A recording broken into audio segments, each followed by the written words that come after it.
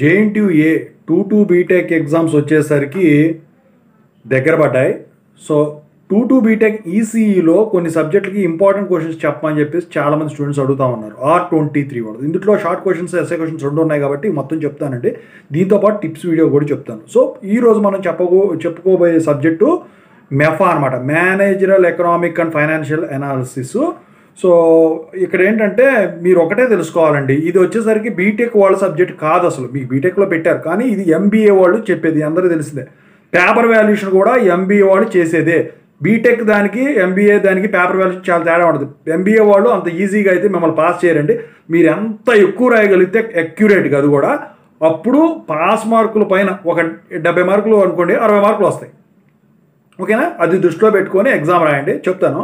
So ముందుగా 5 యూనిట్లు ఉన్నాయి కదా. ఫస్ట్ మేనేజరల్ ఎకనామిక్స్, దాంట్లో తర్వాత ప్రొడక్షన్ కాస్ట్ అనాలిసిస్, ఆ తర్వాత బిజినెస్ ఆర్గనైజేషన్స్ అండ్ మార్కెట్స్, ఆ తర్వాత క్యాపిటల్ బడ్జెటింగ్, ఆ తర్వాత వచ్చేసరికి ఫైనాన్షియల్ అకౌంటింగ్ అండ్ అనాలిసిస్. చాలా ఈజీగా ఉంటుందండి. మొత్తం థియరీ. ప్రాబ్లమ్స్ వచ్చేసరికి 2 రకాల ప్రాబ్లమ్సే ఉంటాయి. ఓకేనా? ముందుగా అయితే ఇంతవరకు ఈ ఛానల్ సబ్స్క్రైబ్ చేసుకుని వీడియో లైక్ చేసి షేర్ చేయండి. మీకు డౌట్స్ ఉంటే కాల్ మీ ఫోర్ ద్వారా కాల్ చేయండి. టెలిగ్రామ్ గ్రూప్లో జాయిన్ అవ్వండి, తెలుగు ఇంజనీరింగ్ ఎడ్యుకేషన్ దాంట్లో ఖచ్చితంగా. ఇక టాపిక్లో వెళ్తే ఫస్ట్ మేనేజరల్ ఎకనామిక్స్ గురించి మాట్లాడుకుంటే ఇందులో షార్ట్ క్వశ్చన్స్ ఎలా ఉంటాయి. షార్ట్ క్వశ్చన్స్ వచ్చేసరికి నాకు తెలిసి ఖచ్చితంగా వీళ్ళు అడిగేదల్లా వాట్ ఈజ్ డిమాండ్ ఫోర్కాస్టింగ్, లేకపోతే ఏం అడుగుతాడంటే what are the advantages of managerial economics, లేకపోతే మేనేజ్మెంట్ అని చెప్పేసి అడుగుతాడనమాట.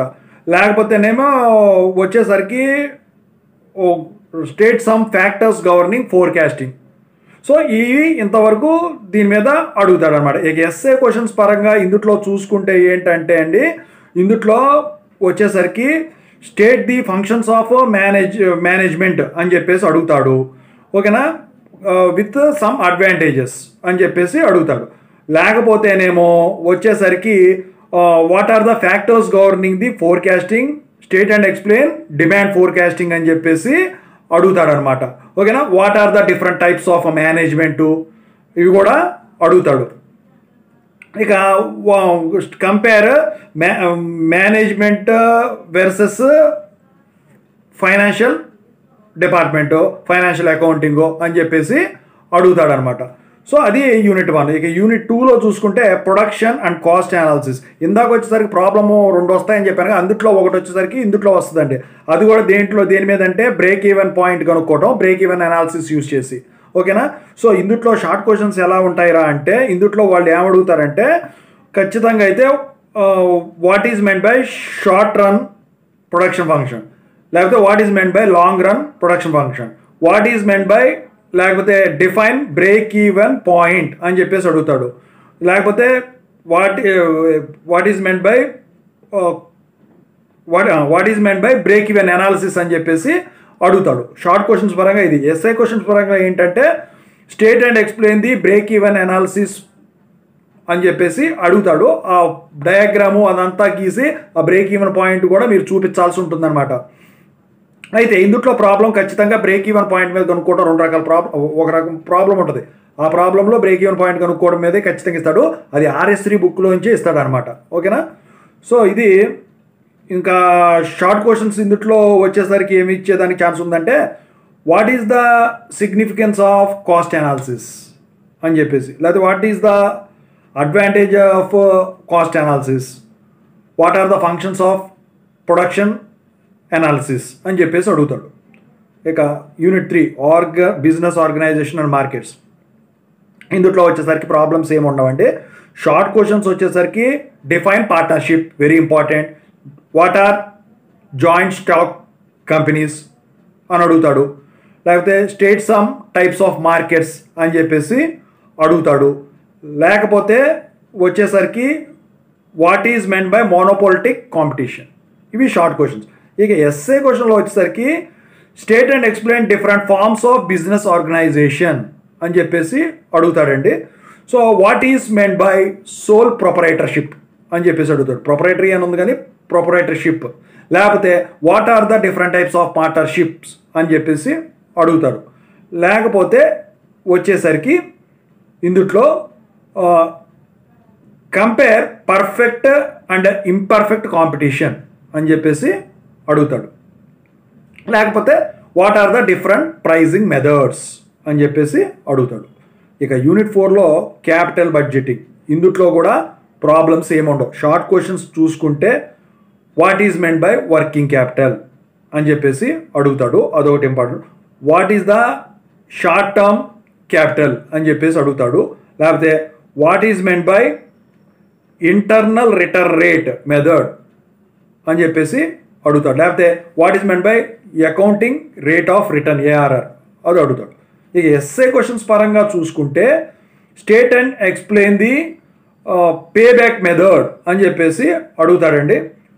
సో లేకపోతే ఎక్స్ప్లెయిన్ ది ఫాలోయింగ్ అని చెప్పేసి అందులో ARR method, NPV method, IRR method, ఈ మూడిట్లో 2 ఇస్తాడండి ఖచ్చితంగా. నాకు తెలిసి IRR method, ARR method AB కింద ఇస్తాడు.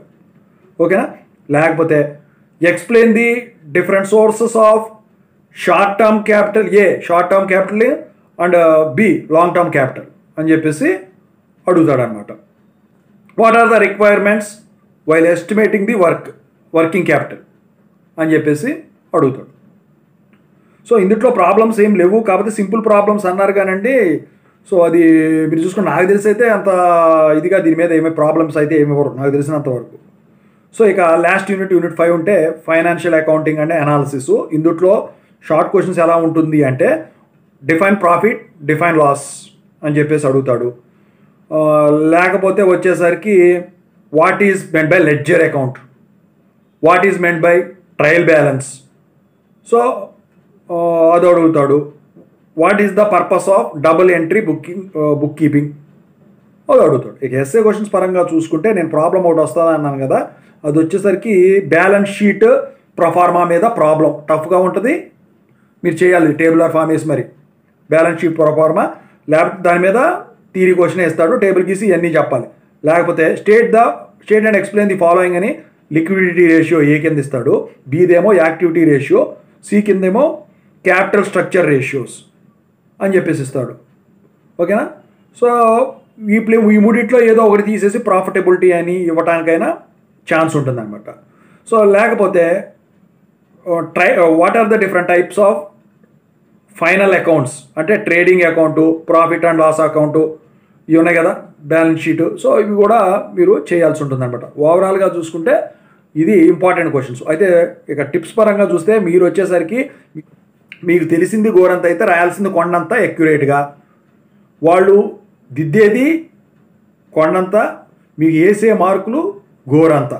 దీన్ని బట్టి ఏంటంటే మీరు పాస్ అవ్వాలంటే పాస్ మార్కులు రాయడం కాదు, 60 మార్కులు రాయాలి.